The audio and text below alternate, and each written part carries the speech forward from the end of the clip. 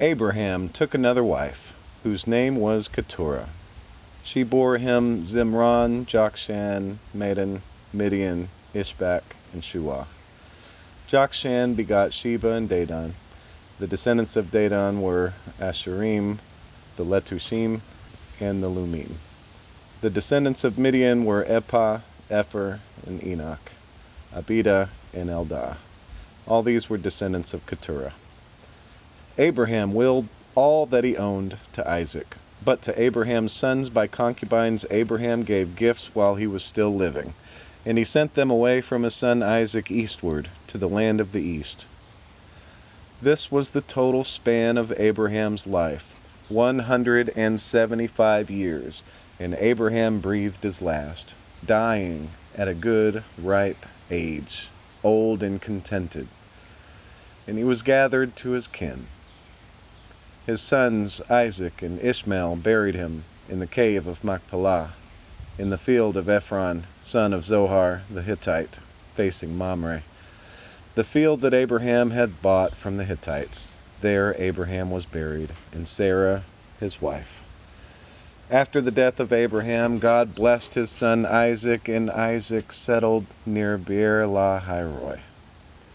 This is the line of Ishmael, Abraham's son, whom Hagar the Egyptian, Sarah's slave, bore to Abraham.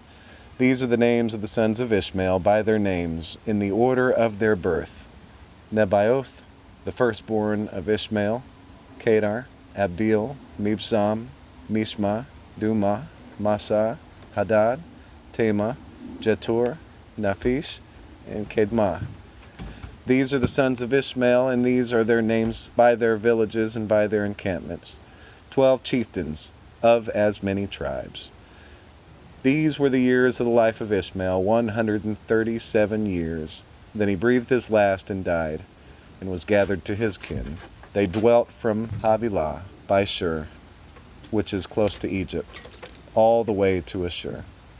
They camped alongside all their kinsmen.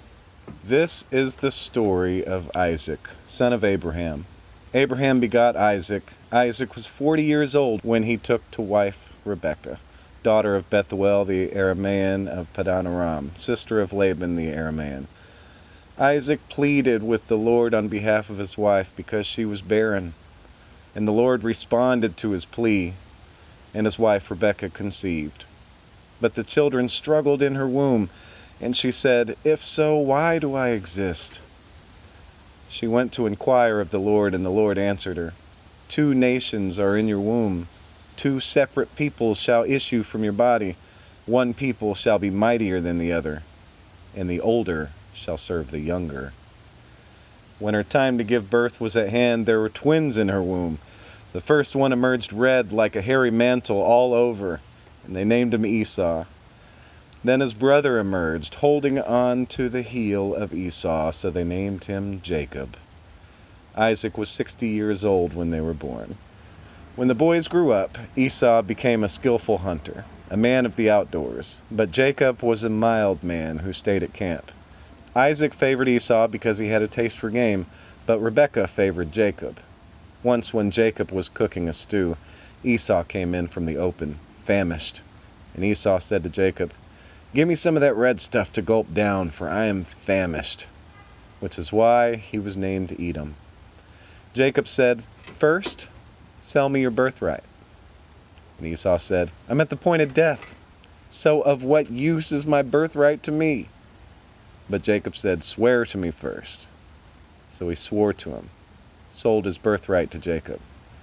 Jacob then gave Esau bread and lentil stew. He ate and drank, and rose and went away. Thus did Esau spurn the birthright.